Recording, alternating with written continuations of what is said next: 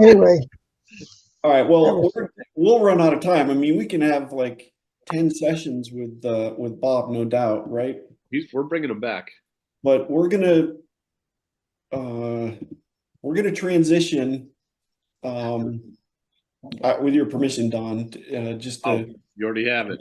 we get to some of this stuff. So this is a segment we like to call on the spot. All right. Taken. All right, my friend. Good job. So I'm gonna show you 10 questions.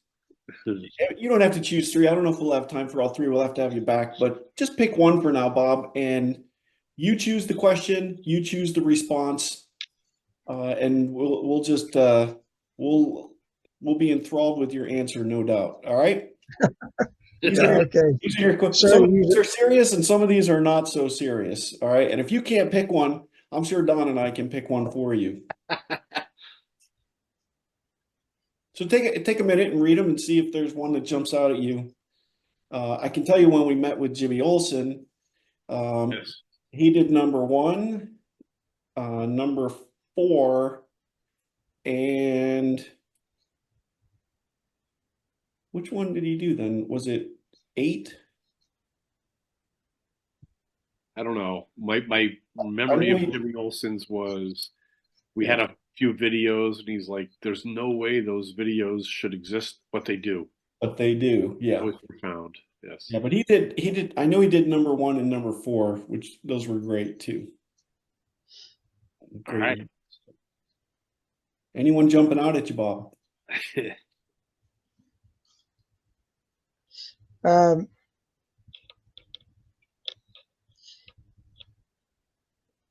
I'm gonna jump at number 7. Number 7. Yeah. I'm going to tell you this, whether you believe me or not. If you couldn't pick one, I was going to ask for that one. Well, I'd love to hear this. There's so much. Interestingly enough, there's so many places you can go in Scripture, and pick out something that would be a life verse. You could call it a life motto.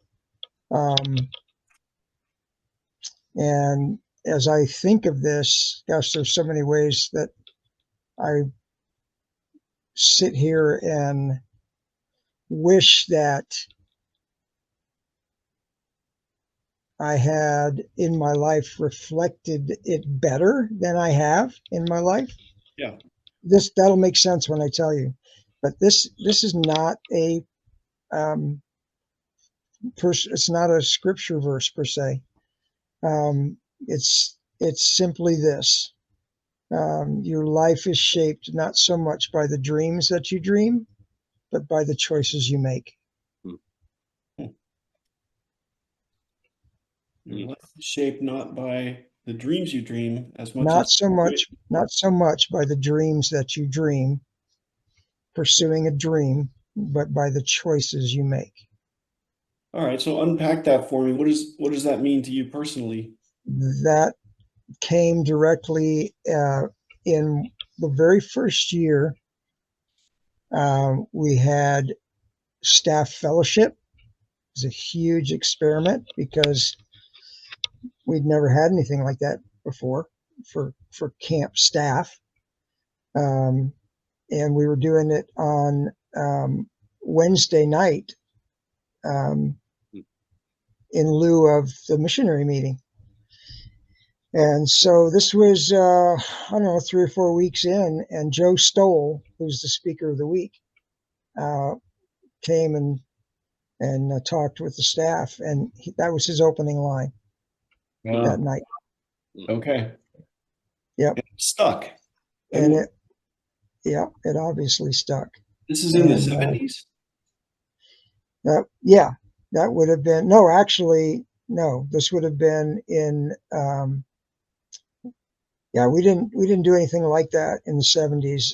This was after I came back from Hong Kong. Okay. And I felt a tremendous, and we also started having a staff pastor, which was a position that never existed before, really. Bob Backey did it. Rob Jacobson did it. And yeah, so in those days, I just felt there was a tremendous need to bring something fresh and something new and addressing the spiritual, um, I don't want to say needs, but aspect of the lives of 16, 17, 18, whatever, Yeah, that was 19 and impactful. 20 year Bob olds. Backey, I remember a story he told during one of those. It was in Woodlands 2, in that old, just kind of stale corner room during the preseason. And I will we could talk to him someday, but it was an amazing story. And Rob and Wendy were my pastors at Houghton when I first went there for the Highlander program. And they had a huge impact on me. And the fact that you found them and brought them to camp like the next year, I just thought, wow, I was so happy that, camp could benefit from what they brought from Houghton. It was so sincere. Yeah. So, yeah, it's interesting to You know where I met Rob? know. In the Philippines. What? Oh, I thought you were going to say like Utica or something. yeah, right. That's Yeah, amazing. Wow.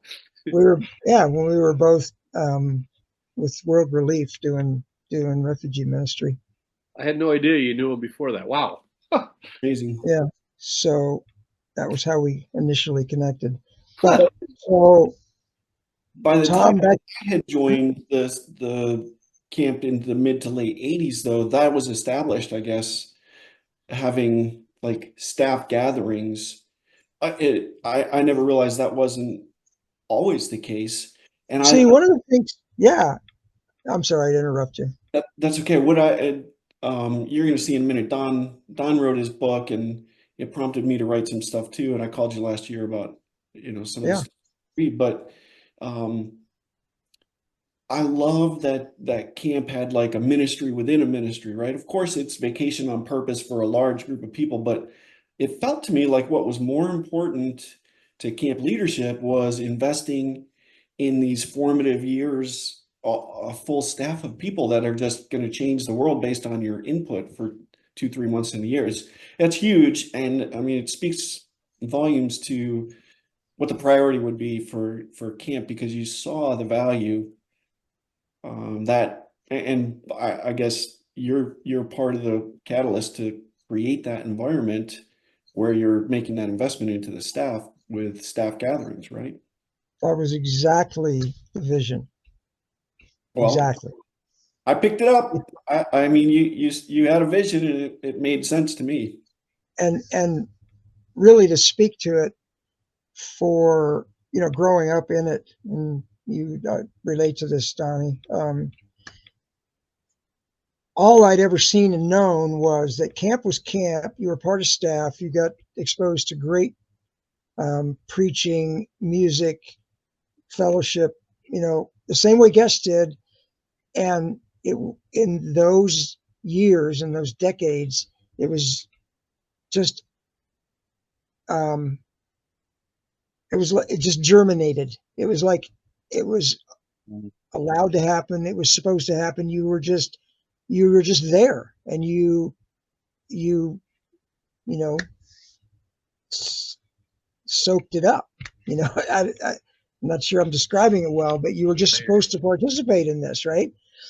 Would you say And that that was, in the sense that God's word doesn't return void, sense, yeah. right? You're I just mean, being so exposed to it has an impact. in other words, the vision that was for the campers, the guests, was sufficient to be a vision for the staff, because you got to exposed to all the same things, and granted different roles, but and it wasn't that ministry happened. That was that generation. I guess that's where I'm going with this, is me sensing this need, this vision, if I can, just, we need to move in this direction. Wasn't because that was insufficient or that had been bad. Times changed. Yeah, could be improved upon. Yeah. Yeah, and it's tough. I mean, for you to throw that into, you know, the demands on the time of the staff. Their days were full. They were looking forward to, whatever free time they might have, and their free time didn't correspond necessarily with the free time of the other people they were trying to connect with. So when you were implementing this, it had to be something that they were willing to, you know, dive Yeah, and into, and but it was a worthwhile. I remember for sure, those some of those sessions, and they were challenging and impactful for sure.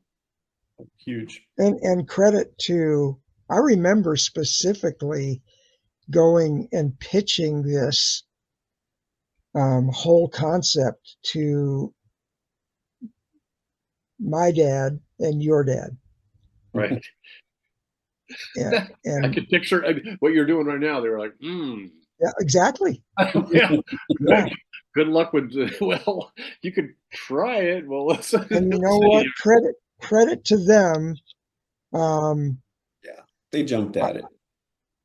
they no, they didn't jump at it. Well, they Really? trusted you to They try it. trusted me. They did. That's the point. Yeah, I love They that. they they let me. They gave me leash to, you know, to try something and Let, succeed or fail. So let's talk about that.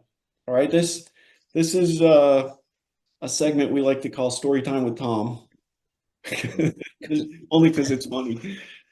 But like I said, Don wrote his book, and it prompted me to write some stuff, and mostly for my kids, just because I think, you don't know what your parents were like when they were 19. And so to go back in time and write down some of my thoughts in the same way that Don has done, I did that, and just some context for what I'm going to read you, Bob. And I know we talked about this last year when I gave you a call. I don't want to be one of the 9 lepers that receives a blessing and doesn't return and thank you. So I wanted to thank you last year, which I did. I'll thank you again, obviously, reading this. But I would like to get your reaction to some of this because it's so perfect for what you've just shared, especially with your motto, and the investment you guys made into people like me. So the context here is that I wrote this kind of a what if I had never met Don, in this essay that I wrote, and I kind of put it in the context of a hero's origin story, right? But let me just read you what I wrote here, part of it. I'm not going to read the whole thing. I'll send it to you if you're really desperate to read something. This section is called Bob Purdy for the Win. Alfred Pennyworth, mentor to Bruce Wayne in the DC Comics Batman series, was the right person in the right place at the right time to guide Bruce through the unfortunate loss of his parents and to urge him forward on his hero's journey. In the same way, Bob Purdy was exactly the right person at Camp of the Woods in the fall of 1987 to provide the counsel I needed to progress and even complete some of my journey. And some of what I had written before this talks about I dropped out of college. I really didn't have purpose in life, and I was really struggling. What am I going to do? And I met Lori, and I was struggling through, is this my person? And here comes Bob, right? And again, this isn't news to you because we talked about it last year. I want to make sure people know that I made sure I talked to Don's dad and I talked to you about the impacts, right?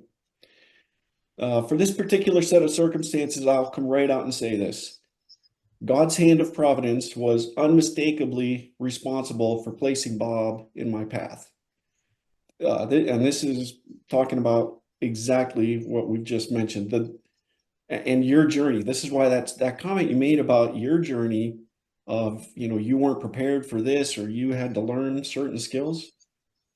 The delicate balance that Bob managed between friendship and authority can only be walked by a gifted few. And you'd already mentioned that you were too much of a friend maybe in that one circumstance in 77. This is 10 years later, and you've mastered it. Bob is thankfully one of those rare few that God has gifted as both a humble counselor and a tender-hearted servant.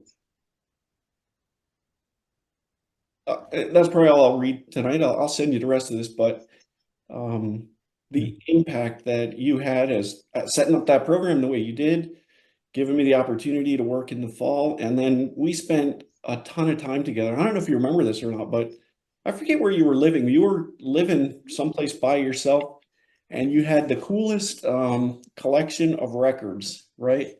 And Don, I've been talking with Don about.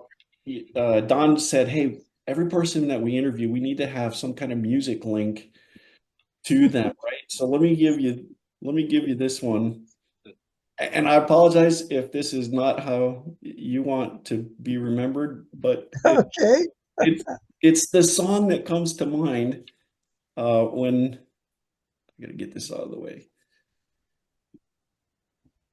By the way,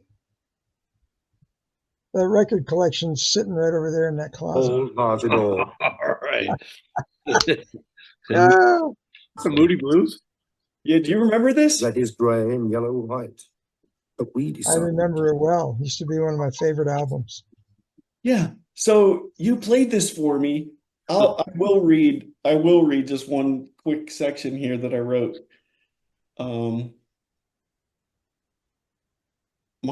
My parents' record collection included the Carpenters, ABBA, and B.J. Thomas. This was not that. He had other albums with talented bands that needed to be explored, like the supergroup Yes and maybe the Kinks, and then the Moody Blues. I mean, besides so many other impacts, you've impacted my musical tastes as well, which I love.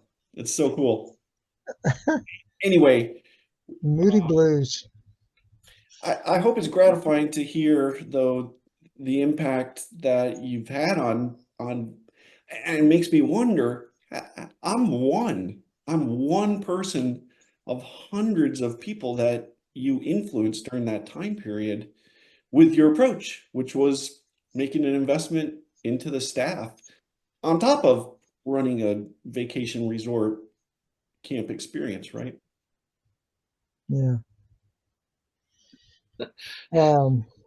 It's Uncle Bob, I invited you to talk with us tonight, but I did not do a good job of preparing you for maybe the heaviness of what you were about to hear. no, it's okay. And Tom Hey, set up in a way that I could not have. if Tom Morse is going to be involved, I'm prepared. All right, then. You're of the I'll same. just- That's a good thing. yeah. Well, No, I don't know what your love language is, Bob, but I'm happy to give you that dose of words of appreciation, because you are very appreciated. At least I want to make sure you know that. I appreciate it, Tom, and maybe just to make a point of clarification. Silence is a beautiful thing sometimes, and my silence isn't in any way from being uncomfortable with what you're telling me or awkward. It's at the very least, it's humbling and very humbling, and it's at the most, it is just again a reminder of how amazing God is and what He can do. Yes. Yeah. That's it. I mean, yeah. So thanks for the words. Yeah. Yeah, when Appreciate it. it's a real parallel in terms of how our family and mom and dad, things with camp.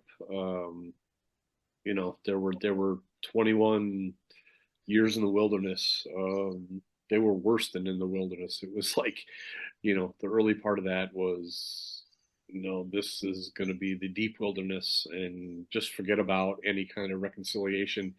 But Tom and I have kept in touch over the years. There were gaps, years but when they look back to them, they felt just like months or weeks. Just good friends just pick up right where they left off. But to hear words that look back on, times, there's a real parallel to how my mom just went back to camp twice this summer with Jan Rask Harding, Leslie Wortman, and we went back for a Sunday service, and that my son-in-law Tyler called Mass before he went there. Like, yeah, we're gonna go Mass, and he's like, "Whoa, this was we got some Yeah. catching up to do." Yeah, but it was a building block and a foundation of something amazing that all was in God's timing, and but for Tom to be reminding you, Uncle Bob, of things that happened all those years ago and the impact it made. It's special, and the timing is just so interesting. And God, Grandpa always said, God has a perfect calendar. So that all falls into that, I feel like. Yeah. Yeah. So thanks for bringing it back up, Tom. That call that you made to me was very impactful. And yeah, just thank you for following your intuition to not be a leper. You feel like Joe Gooding Jr. and Jerry Maguire? You're not going to make me cry. You're not going to make me cry. Yeah. Yeah. And not be a leper. Tom has that T-shirt, the L with the circle around. Oh yeah, got several. I've got several. Good guy. It's been so good talking to you, Bob. Yeah, we're going to get Likewise.